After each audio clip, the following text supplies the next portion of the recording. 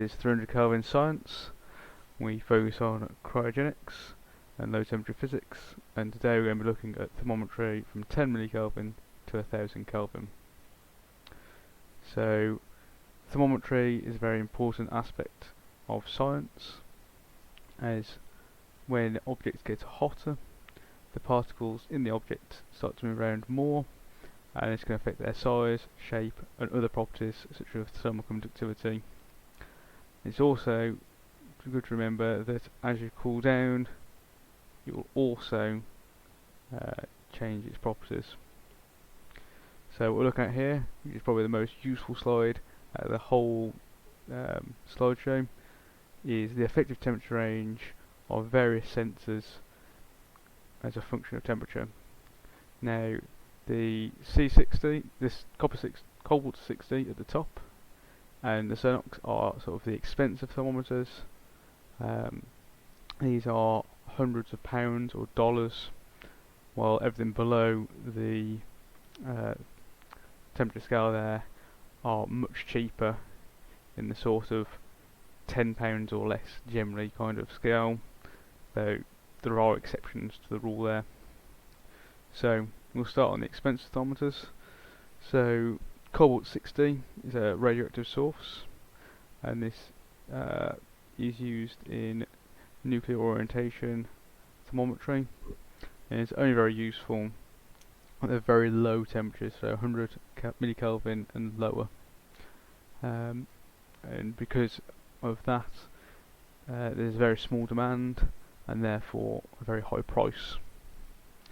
Cernox sensors are much more ambiguous and are sort of the go-to thermometer if you want to do a serious temperature measurement from sort of half a Kelvin up to sort of 400 Kelvin, so 125 degrees centigrade. You can possibly go a little bit beyond that point, but these thermometers are very reproducible and are sort of a gold standard in how to set up cryostat or other temperature device. Now if we go below that temperature scale, we have the much cheaper options. So ruthenium oxide sensors are generally just a standard 1 kilo ohm resistor, but when we get down to the low temperatures we can use them as a thermometer. So they're very cheap but have a very limited working range, from 30 millikelvin up to about 20 Kelvin. So there is a bit of an overlap with the Cernox sensor.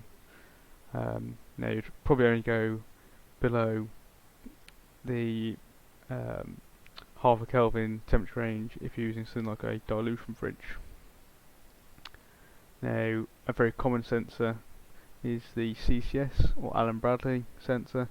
These again are extraordinarily cheap and are not as good as a Cernox sensor, but cover a very similar range. And if you're only using a diagnostic thermometer, this is what you'd go for, very cheap. So this is £1 or so for a sensor compared to a couple of £100 for the Cernox.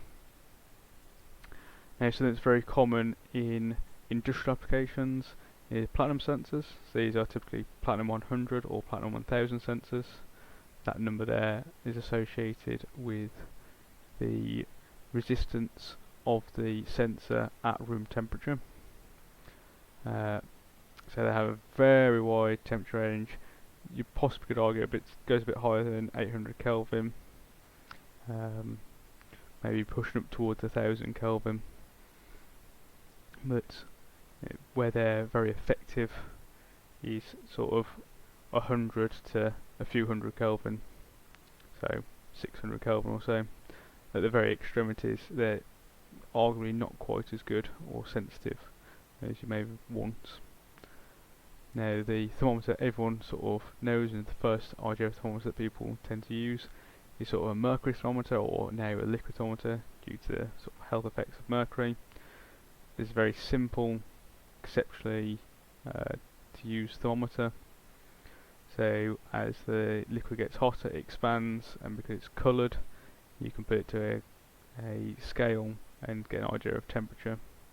Now most people would have something that goes from minus 20 degrees centigrade up to maybe 100, 110 degrees centigrade, but you can actually get them in a much wider temperature range, going up to, as it says here, 600 Kelvin. Now, biometallic strips, possibly not technically a thermometer, though it is used to control temperature, so I've included it in this list anyway. So what this is, you have two metallic strips of different materials, and as the strips are heated or cooled, the expansion of one metal is faster than the expansion of the other, and it makes it curve. And by doing this, you can either short out a contact or push something off, you could break a contact, and by doing this you can use it to sort of regulate or switch off a device. So the sort of thing you'd use this in is like a toaster.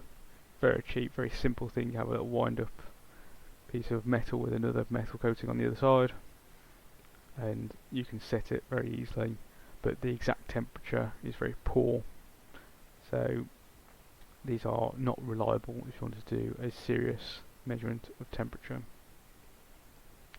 Now there's sort of two other sets of devices I've got on the bottom here. So single transition point devices are items where at a very well known temperature an effect has happened, or effect is noted and can be measured easily. So you can get these over a whole range of temperatures. There's all sorts of items you can use. So I've just got two examples here, sort of one at each end of the spectrum.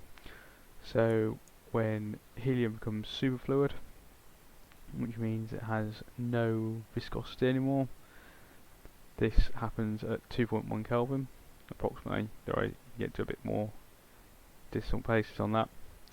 So that's an example of a single point device that you could use at the very low temperature scale. At the high temperature scale, you have the Curie temperature of iron, so the point at which iron is no longer magnetic. Another relatively common one to use around the 600 Kelvin point is the Curie temperature of nickel, which I think is actually a bit higher than 600 Kelvin.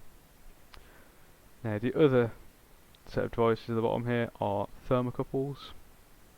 So this is a pair of metals, you could argue similar to the bimetallic strip, that have a common junction. So one wire is wrapped around the other and has a strong electrical connection, and then this can be heated, and because the metals are dissimilar you can generate a voltage between the two metals. Now that voltage depends on the temperature of the two wires and the reference of what the other end of the wires are doing. So it doesn't give you an absolute temperature, it gives you a temperature difference between the sort of two extremes of the device, so you have to have some kind of reference. Now there are a large variety of thermocouples, and I've used them primarily down at the low temperature range, around 10 Kelvin to 100 Kelvin. Of course it could have gone higher. I've also had some use of them in conjunction with a platinum sensor up to sort of the 1000 Kelvin mark. So I use a platinum sensor as a reference point to say what temperature the device is, or what room temperature is, and then the hot end can then go up to 1000 Kelvin, I can work that out. So a bit more onto the thermocouple here is, as I said, you have two dissimilar metals that are electrically connected. If you heat them up, you make electromotive force or a voltage, and you can measure that voltage, and this runs off the Seebeck effect, you can see here. Now there are various types of thermocouple, and common ones I've used are K-type and E-type, and the types just refer to the pairings of metals that you have. So it could be aluminium, or it could be something like constantan as one of the electrodes of the thermocouple. Now, as I said, we're going to look at the other type of thermometers, which are just resistive thermometers, and these come in two types: the positive temperature curve and a negative temperature curve, and as you might expect they're opposites to one another. So first we're going to look at the positive temperature curve thermometer. So the platinum 100 is an example of this. Platinum 1000 is also an example of this. So as you increase your temperature on the platinum, its resistance also increases. So if we were to plot that on a graph, which we'll do in a second, you'll see that it will have a positive gradient on that slope. Now I'm going to note here that the response doesn't have to be linear. So if I double the temperature, the resistance doesn't necessarily double. Now over a small range it may be true that it does, but over a full temperature range it may not. So you generally have a full calibration curve in many thermometers, or the bridges that are used to measure the actual temperature when using these devices have a fully calibrated curve in there. So this is just what a chip looks like. Very small device, sort of 2-3mm square, 1mm thick, with a couple of legs on it which you can solder to. And as I showed you in the other side, they're good from around 50 Kelvin, so I might say a bit higher than that, 100 Kelvin, up to sort of 800 Kelvin. All the thermometers that are electrical type have the same sort of package size, a sort of 2x2 or 2x3 or this sort of size, nothing much larger than that really. So here is an example of a platinum 100 sensor. So on the left you can see the temperature in Kelvin, and on the bottom you can see the resistance in ohms. Now if you look at the 100 ohms point here, you can see that it roughly translates over to sort of a bit less than 300 Kelvin in this case, 270 Kelvin. Now this linear fit here is not a true fit to the blue line, it was just as a reference point to show that over the full temperature range there is a discrepancy between the resistance of the sensor with temperature than compared to a linear line. But if you look at just this low end, you'll see that it's quite linear. You can also put another linear line up here and see that that particular section is linear over a few hundred Kelvin range, but from the full temperature range it's not there. And just a note for people who are not comfortable converting from degrees Celsius to degrees Kelvin, 1 degree Kelvin change is the same as 1 degree Celsius change. It's just that the axis is offset by 273 degrees. So 0 Kelvin is minus 273 Celsius. It's just a straight additional subtraction. People who are used to Fahrenheit, you can't do this between Celsius and Fahrenheit or Kelvin and Fahrenheit. It is a different gradient as well as an offset, but Celsius and Kelvin are one-to-one relationship. It's just one is offset from the other. So now we're going to have a quick look at the negative temperature curve graphs here. So as you might expect, as the temperature increases, the resistance decreases, so you get a negative slope. And again, it doesn't have to be a linear relationship, and in fact it's very uncommon to have a linear relationship. So we're going to have a look at two such devices now, or maybe three such devices. So this is a Sonox sensor, and as you can see, as we're approaching 0 Kelvin, the resistance goes very high. So down here is 0 Kelvin, and the resistance is going up from 200 all the way up to 1200 in not much temperature. So this is a very good sensitivity at the low temperature range. At the higher temperature range, there is still a slope there, you can still use it, but it's not so sensitive to temperature. I've also plotted this Sonox sensor on a log-log plot, and this is to sort of show that it is a power law relationship. So on a log-log scaling, a straight line would show a power law, so x or x squared, or 1 over x or 1 over x squared. I haven't actually plotted what line this is. I think it's something like 1 over x squared.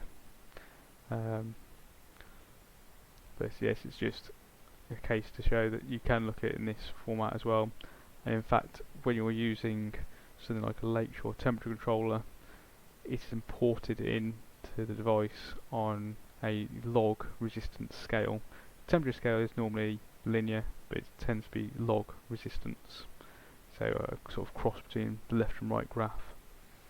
Now we're just going to have a little look at the carbon sensor. Now, if you were to look at the plot to the left, which is the linear scaling on both axes, you can see a very similar shape to what you had on the carbon, on the Cernox sensor. However, it just seems that it's much higher resistance, so instead of going from 40 ohms to 1000 ohms or a few thousand ohms, you're going from 1000 ohms to 10,000 ohms. So we'll just go back again. So here's a Cernox. So you're going from about 40 ohms at 0 up to 400 Kelvin, and at 0 Kelvin you're about 1190 ohms. And this one we're starting at 300 here, at sort of 1000 ohms, and at 0 Kelvin we're at sort of 11,000, a bit over 11,000 ohms. But what makes it a little bit clearer that the graphs aren't the same is when you put it onto this log plot.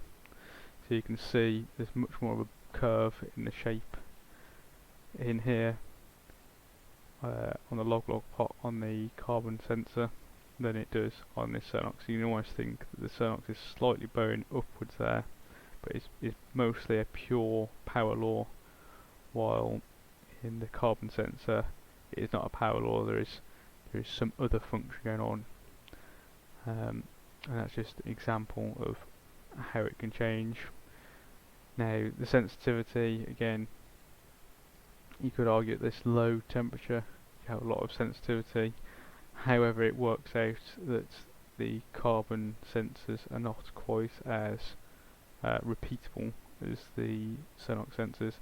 So below sort of 10 Kelvin they'll tell you roughly where you are in temperature, so you can go, oh, it's about 4 Kelvin, but you'd need to like a Cernox sensor to be like, oh, it's 4.1 Kelvin. And that is all that I'm going to talk about in this set of slides. So I'm going to post these slides up somewhere probably, so you can look at them at your own pace, and hopefully that's been informative to you. And if you have any questions, leave them in the comments and I'll hopefully get back to you.